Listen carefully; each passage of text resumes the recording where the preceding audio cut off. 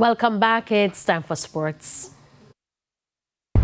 It was a tough going for the West Indies on the opening day of the second test against India, with the hosts reaching a formidable 318 for 2 at stumps in Delhi. Yashavi Jaiswal was unbeaten on 173, and with him at the close was captain Shubman Gill on 20. Jaiswal also shared in a 193-run second wicket partnership with Saisud Harsan, who made 87 after India elected to bat. Jamel Warrican has so far taken 2 for 60 for the West Indies. Assistant coach Floyd Reefer assessed the Caribbean team's performance on day one. Today was a tough day at the office for everyone. I thought that Jaiswal, he batted well. Obviously 160 or not out. I thought he played really well, but cricket is like that, where you come to India and you make good wickets. So it's an opportunity for our bowlers again to really learn how to bowl line and line for long periods of time.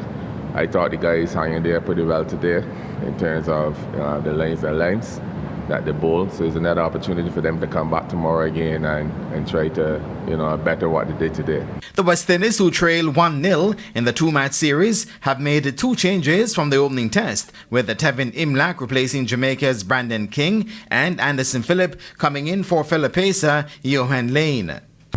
Reggae Boys head coach Steve McLaren has emphasized the importance of fielding a balanced and competitive team for this evening's CONCACAF World Cup qualifier away to Curacao in Williamstead, starting at 6 p.m. Jamaica time. McLaren says it's about combining experienced internationals with emerging talent. Among those talent is a teenage sensation Dejon Whisper Richards, who has been recalled after a lengthy layoff due to injury. I think this is somebody who, I've always wanted to have in the squad, 2, to have a look, and 3, to also have a look at his character, his personality, and how he fits into the group. So I think this was a perfect time which we could bring him in. The Reggae Boys sit atop Group B with 6 points, following wins over Bermuda as well as Trinidad and Tobago in the September qualifiers. Curacao are second on 4 points. Bermuda will host Trinidad and Tobago in the other group match today.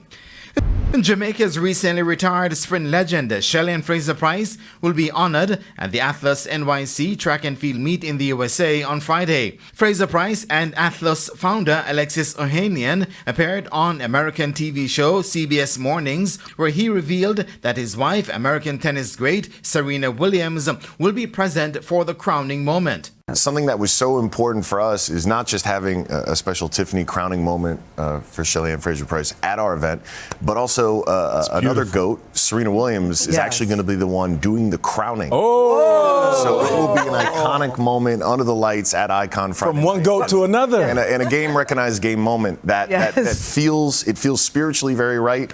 And it aligns with what we're trying to build here, which will be the future of track and field. Really like a Formula One type model is where this league is going. And this is a great moment to pause, reflect on greatness, celebrate it. National Sprint Hurdles record holder Akira Nugent, recent World Sprint Relay silver medalist Janelle Smith, and National 800-meter record holder Natoya Gould-Toppin are the Jamaicans slated to compete at the female-only meet. And that is it for your midday sports roundup. And I am Jermaine Brown. Wow. Thank you, Jermaine. And that's the Midday News. I'm Shamela Pullen. Join us at 7 for Primetime News. On behalf of the news, sports, and production teams, good afternoon.